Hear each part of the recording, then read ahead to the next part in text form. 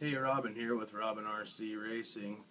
Just doing one final explanation on this conversion kit. Now on this one again we've got the 8th scale motor, 2200 kV. I'm running it on 4-cell.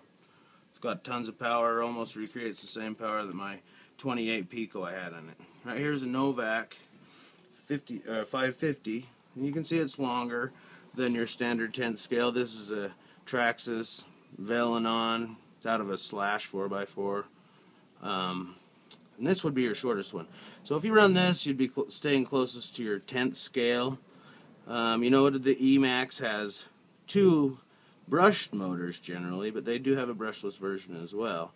That's how come I chose to go with the 8th scale. But this car's got so many upgrades, all the CVDs and the Robinson hardened gears in here, and it's really bulletproof. So it can handle this, but it's a lot. So there's the smallest, then the 550 size, and then the 8th scale size. Now if we were using the 8th scale or the 10th scale, you can see here this is your stock chassis, and all the extra length that mine has is on the back. So there you are, and you can see the length difference right there.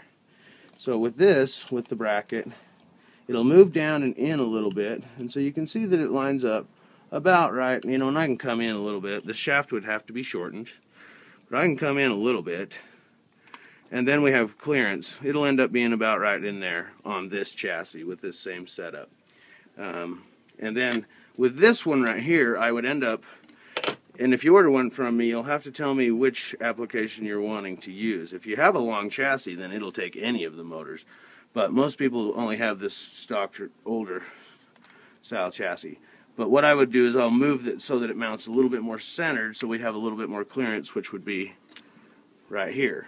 So either way, this way it works out well.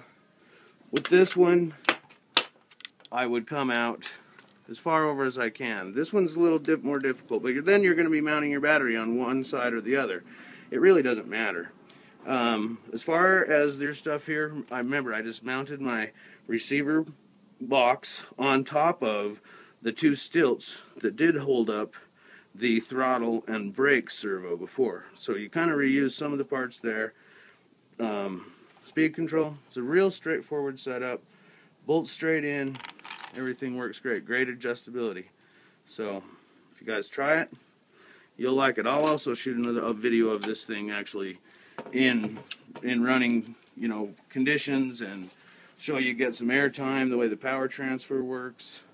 The one thing I wish I could have in this would possibly be a center differential, but if I adjust with the slipper clutch, well, I can kind of accomplish the same thing, but sometimes on some of the track surfaces the center differential does help. So that's the only thing that I would potentially like to be able to add, but it is what it is, and it performs extremely well. So there you have it.